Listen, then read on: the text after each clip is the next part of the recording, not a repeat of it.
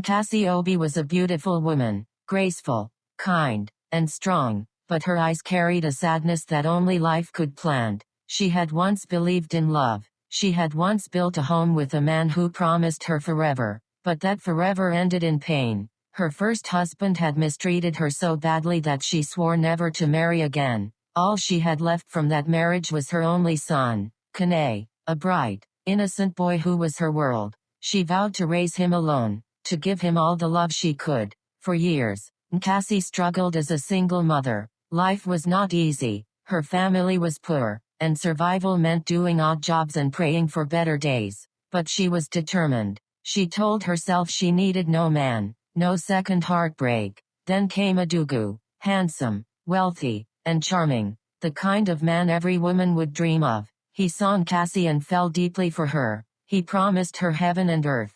Cassie, I will take care of you and your son. I will make life sweet for you. You will never cry again. At first, Cassie refused. She told him about her past, about the pain, the betrayal, and how she no longer believed in men. But Adugu's words were soft and convincing. Not every man is the same, he told her. Let me show you what real love is. Cassie's family, though poor, began to encourage her.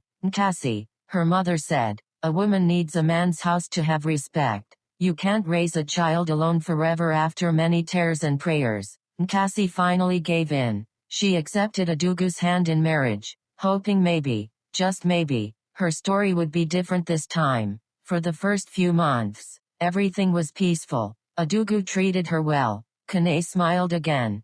Cassie began to dream of happiness. Soon, she gave birth to a baby girl named Chisom. Their small family seemed complete. But as the months rolled by, Adugu changed. He became cold, distant, and harsh. His love turned to resentment, not from Cassie at first, but for Kane. He treated his own daughter, Chisom, like gold, buying her gifts and carrying her on his shoulders. But Kane was ignored, punished, and insulted. This boy is not my blood, Adugu would say. Let him go and find his real father. Cassie's heart broke every time she heard those words. She begged him, please, Adugu, Kane is still a child. He needs a father's love. He was here before any of us. Please treat him like your own. But Adugu refused. His hatred grew. Sometimes he wouldn't give them food, and Cassie would secretly share her own portion with Kane. The house that was once peaceful became a place of fear. One fateful day,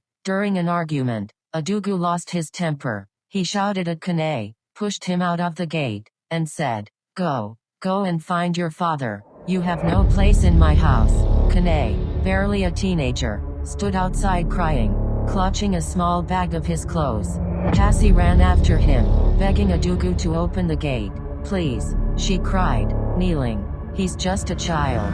Where do you want him to go? He's my son. But Adugu turned away. Cassie fell to the ground, weeping as her only son disappeared into the night. That evening, as the rain poured heavily, Cassie sat by the window with her baby girl asleep in her arms, her heart heavy with guilt and helplessness. She whispered to herself, I have failed my son. I should have never trusted another man. And that night, she made a new vow, not one of bitterness, but of strength. She swore to find Kane, to rebuild her life, and to never again depend on anyone to define her worth.